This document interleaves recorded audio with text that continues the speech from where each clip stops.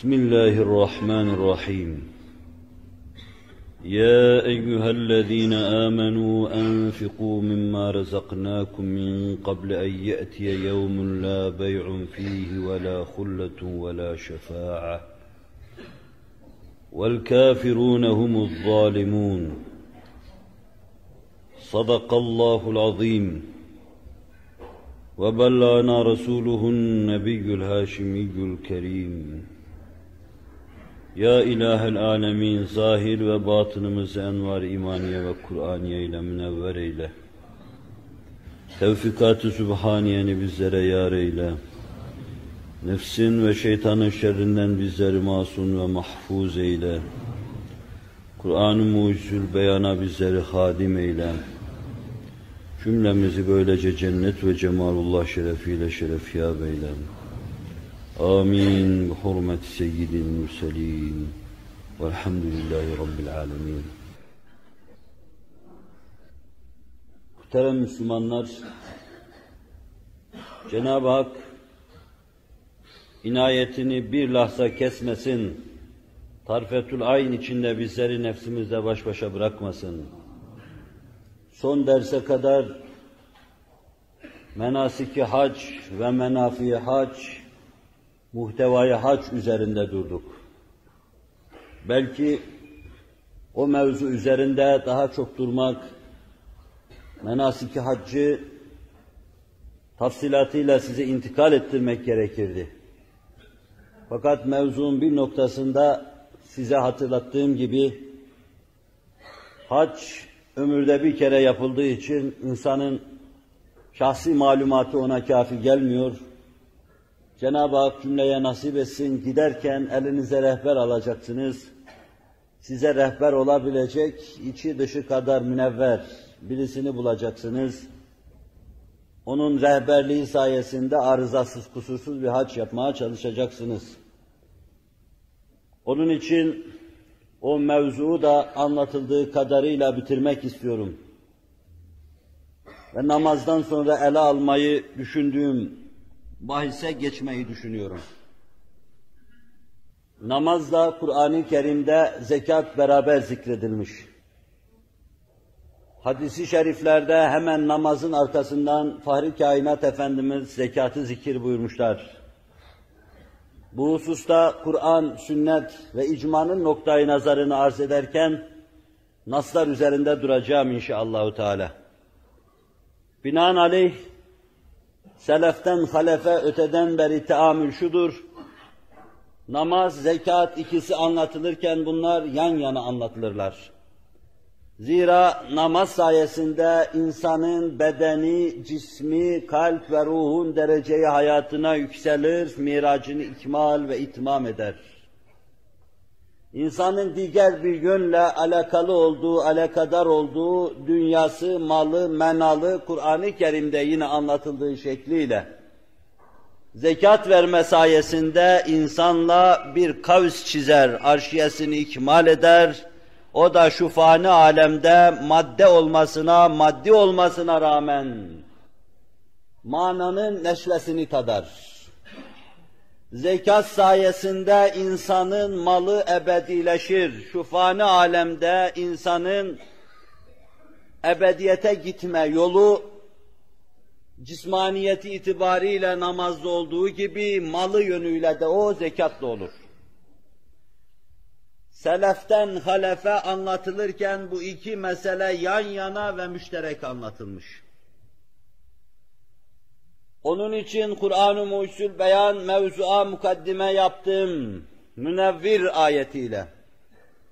Ey iman edenler! Dostluğun ve şefaatin kar etmeyeceği bir gün gelip çatmadan, yakanızı kaptırmadan, Allah'ın size verdiği şeyi Allah ahlakıyla ahlaklanarak verin, infak edin. Allah ahlakıyla ahlaklandığınız nispette Allah'a yaklaşmış olacaksınız. Cenab-ı Hak kendisine yaklaşanları derbeder etmeyecek. Dünyevi, uhrevi hizdana ve husrana maruz bırakmayacaktır. Ona yaklaşmanın yolu tekalluk ve ahlakillah'tır. Fahri kainat Efendimiz o menfezi açıyor, تَخَلَّقُوا بِأَخْلَاقِ اللّٰهِ buyuruyor. Allah ahlakıyla ahlaklanın. Esma ve sıfat-ı ilahi, kendi beşeri kalıplarınız, fanilik çerçevesi içinde yaşamaya çalışınız. Allah gani-i mutlak, gani-i alel ıtlaktır. Size gına bahşetmiştir. Allah bu gınasından verir, serpiştirir durur. Serpiştirin ki Allah ahlakıyla ahlaklanmış olasınız. Ta Allah'a kurbiyet kazanasınız. Ve böylece husran ve hizlandan kurtulmuş olasınız. Ey iman edenler!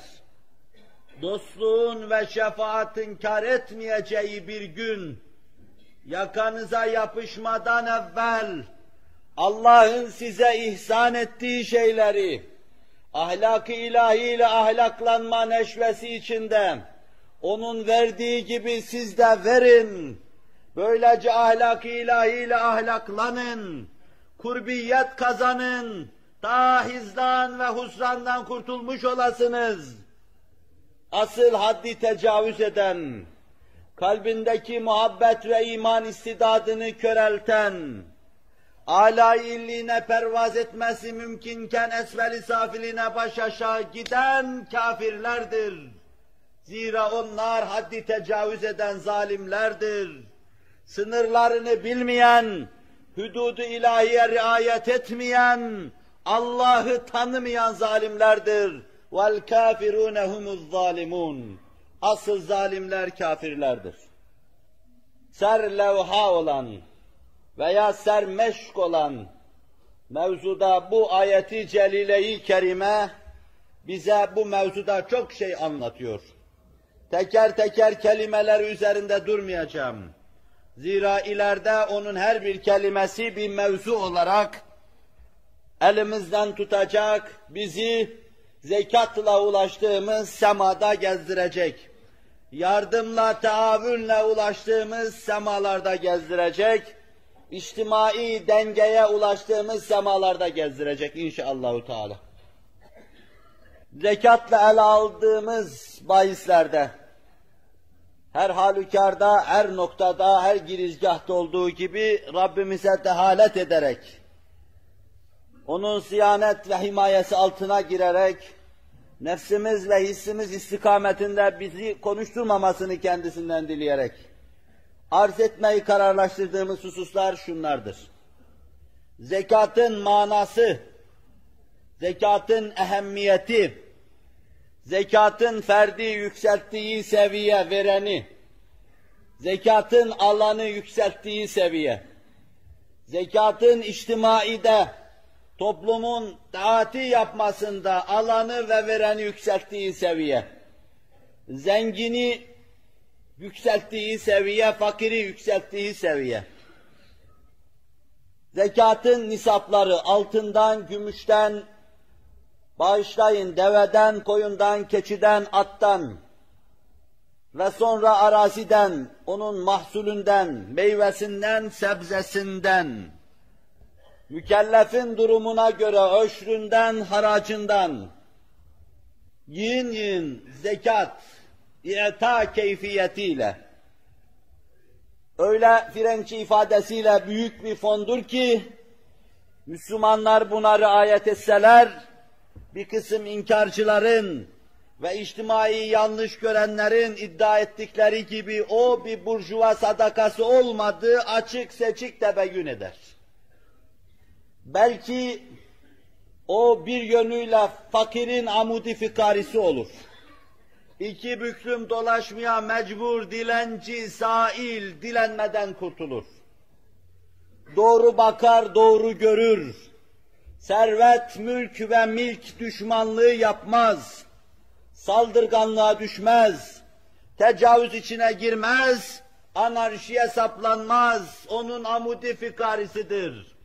Kıskançlık, kin, öfke ve hıyanet kafasından silinir gider.